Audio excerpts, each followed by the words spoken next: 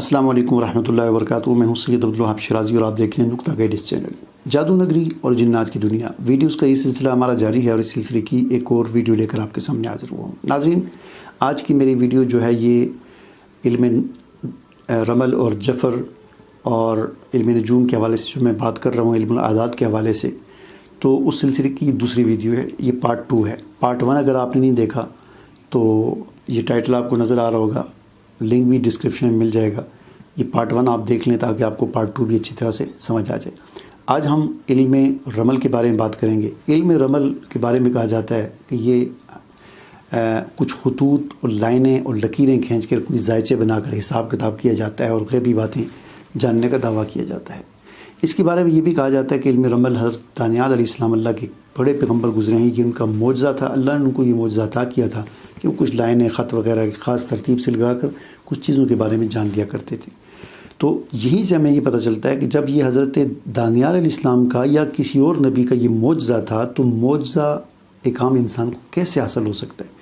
कोई कैसे दावा कर सकता है कि मैंने वो खतूत जो दानियाल अलैहिस्सलाम को जो मौजज़ा मिला था मैंने उसका इल्म हासिल कर लिया? ये तो हो ही नहीं सकता। मौजज़े नबियों के साथ ख़ास होते हैं, तो वो मौजज़ा किसी उम्मती को या किसी आम इंसान को नहीं मिल सकता। लिहाजा आजकल जो इल्म रमल है या जो लाइनें लगाई जाती हैं, ख़त खींचे जाते हैं, जायचे बनाए जाते हैं, ये सब मन गढ़ंत चीज़ें हैं, ठीक है ना, बिल्कुल फजूल चीज़ें हैं। बाज़ लोग ये दावा करते हैं कि बड़े बड़े उलमा जो हैं उन्होंने किताबें लिखी हैं। तो यहाँ पर मैं ये वजाहत कर दूँ, ख़ास तौर पर मेरी वीडियो के नीचे किसी ने कमेंट किया, जी आला हज़रत इमाम अहमद रज़ा ख़ान बरेलवी जो थे उन्होंने भी इल्म जफ़र पर इस पर किताब लिखी थी उन्होंने, ठीक है ना, इल्म जफ़र पर उन्होंने किताब लिखी थी। तो देखें, उन्होंने जो इल्म जफ़र पर किताब लिखी थी उसकी वो इस तरह ही है कि जैसे मैं आपको अपनी मिसाल बताऊं, और बहुत सारे कि कोई भी जो शख्स होता है जिसको इल्म हासिल करने का शौक़ होता है तो वो हर किस्म की किताबें पढ़ता है। अब मेरे पास ख़ुद इस किस्म की बहुत सारी किताबें पढ़ी हुई हैं कि जो मैंने उस वक़्त ख़रीदी कि जब मुझे ख़ुद किताबें पढ़ने का बड़ा शौक़ था, तो मैंने ख़रीदी, पढ़ा इन किताबों को, लेकिन अब पता चला कि ये किताबें तो गलत हैं, इनमें तो ये चीज़ें, और मैंने उन पर मुजरबात इमाम गज़ाली है, ख़ज़ीन अमलियात, इन पर मैंने अलग से वीडियोस बनाई हैं पूरी कि ये किताबें जब मैंने ख़रीदी थी तो मैंने तो बड़े अच्छे शौक़ से और अच्छे उससे ख़रीदी थी, नीयत से ख़रीदी थी और पढ़ा भी इनको, लेकिन बाद में अब आकर पता चला कि ये तो सारा जादू है। इसी तरह इमाम अहमद रज़ा ख़ान बरेलवी जो थे उन्होंने इल्म जफ़र पर एक किताबचा छोटा सा लिखा था, एक मज़मून कह लें, तवील मज़मून उन्होंने लिखा था, उसके इल्म जफ़र क्या होता है क्या नहीं होता है सारा कुछ लिखा था। लेकिन बाद में उन्होंने इस चीज़ से लातल्क़ी का ऐलान कर दिया जब उनको पता चला कि ये फ़जूल चीज़ है, बिल्कुल गलत चीज़ है, कुरान और सुन्नत के ख़िलाफ़ चीज़ है, तो इस चीज़ को उन्होंने तर्क कर दिया और बाकायदा मलफूज़ात उनके जो मलफूज़ात पर एक किताब है, मेरे ज़हन में भी नाम नहीं आ रहा उसका मैं पेज आपको शो कर दूँगा, वीडियो में आपको नज़र आ जाएगा। उस किताब के अंदर बाकायदा उन्होंने इस चीज़ से लातल्क़ी का ऐलान किया कि इसको मैंने छोड़ दिया है, क्योंकि इस चीज़ में एक फ़जूल चीज़ है, कोई अथेंटिक नहीं है। ये नहीं होती ना, कोई एक अथेंटिक चीज़ होती है, तो ये अथेंटिक नहीं है, एक अंदाज़े हैं जिसकी वजह से लोगों की ज़िंदगियाँ ख़राब हो रही हैं, बिला वजह से लोगों को वहम में डाल दिया जाता है, लोग परेशान हो जाते हैं, लोगों की लड़ाइयाँ हो जाती हैं इस किस्म के मनगढ़ंत किस्म के हिसाब किताब से। अब अगर ये चीज़ें अथेंटिक होती तो पूरी दुनिया में इतनी फ़ौजें, इतनी पुलिस एजेंसियाँ, इदारे सिक्योरिटी के, ये किस लिए बैठे हुए हैं? अगर ये चीज़ 1% भी ठीक होती ना, तो इस तरह के एक बंदे एक थाने में बिठाया होता, फ़ौजों ने अपने फ़ौजों के अंदर इस किस्म के बंदे भर्ती किए होते, या फ़ौजें अपने उनको तहकीकी जो होते, तफ्तीशी जो होते हैं, उनको सिखाते, ये इल्म सिखाते कि भाई तुमने तफ्तीश करनी है मुजरमों से, तो ये इल्म जफ़र सीखो, इल्म रमल सीखो, इसके ज़रिए तुम तफ्तीश करो मुजरम से। तो 1% भी ये चीज़ दुरुस्त ये नहीं होती, तो यहाँ पर लाजमी ये चीज़ होती है। हम देखते हैं कि कहीं पर भी दुनिया में इन उलूम को नहीं, इनसे यानी बाकायदा हुकूमती सतह पर या एक उस सतह पर इससे फ़ायदा नहीं हासिल किया जाता। वजह क्या है? किसी कोई हैसियत नहीं है, मन गढ़ंत है, फजूल है, फ़रेब है, धोखा है, कुछ भी नहीं है, ठीक है। और कुरान और सुन्नत के एतबार से देखा जाए तो इसकी शरन कोई इजाज़त नहीं है, हराम है, मना है ये चीज़ें, ठीक है ना। अब मैं आपको ये जो बात हो रही थी इल्म जफ़र की कि हज़रत दानियाल अलैहिस्सलाम का मौजज़ा है, और इल्म जफ़र कहते हैं, इल्म रमल कहते हैं لکیروں اور خطوں کے ذریعے یہ ذائچے بنا کر حساب کتاب کر کے غیبی باتیں جاننا، اس بارے میں حضور اکرم صلی اللہ علیہ وسلم کیا ارشاد فرماتے ہیں؟ ایک حدیث ہے حضرت عن معاویہ ابن الحکم قال قلت یا رسول اللہ منا رجال یخطون خطا، فرماتے ہیں کہ میں نے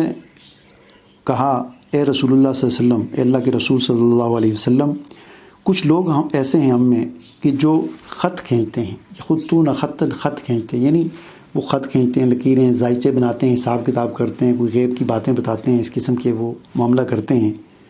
تو حضور نبی کریم صلی اللہ علیہ وسلم نے فرمایا کان نبی من الانبیاء، کہ انبیاء میں سے ایک نبی تھے، یخطو، وہ اس طرح خط کھینچا کرتے تھے، اور وہ یعنی گویا کہ اس بات کی طرف اشارہ کہ حضرت دانیال علیہ السلام وہ نبی تھے کہ جن کو اللہ نے یہ معجزہ عطا کیا تھا کہ وہ خط اور لکیریں کھینچ کر کچھ چیزیں معلوم کیا کرتے تھے۔ تو آپ صلی اللہ علیہ وسلم نے فرمایا کہ کان نبی من الانبیاء یخطو، انبیاء میں سے ایک نبی تھے جو خط کھینچا کرتے تھے، لکیریں کھینچ کر اس طرح وہ کیا کرتے تھے۔ اب کیا ہے؟ فمن وافق خطہ فذاک، جس کا اب یہ جو لوگ عام جو لوگ اسی طریقے سے کرنے کی کوشش کرتے ہیں، تو جس کا خط اگر اس کے موافق ہو جائے اتفاقاً، اگر اسی طرح کی وہ حساب کتاب اس کا بن جائے تو ٹھیک ہے، ورنہ یہ سارا غلط ہے۔ تو چونکہ ہمارے پاس ایسا کوئی ذریعہ نہیں ہے کہ ہم اسی طرح لکیریں اور خط یا ذائچے بنائیں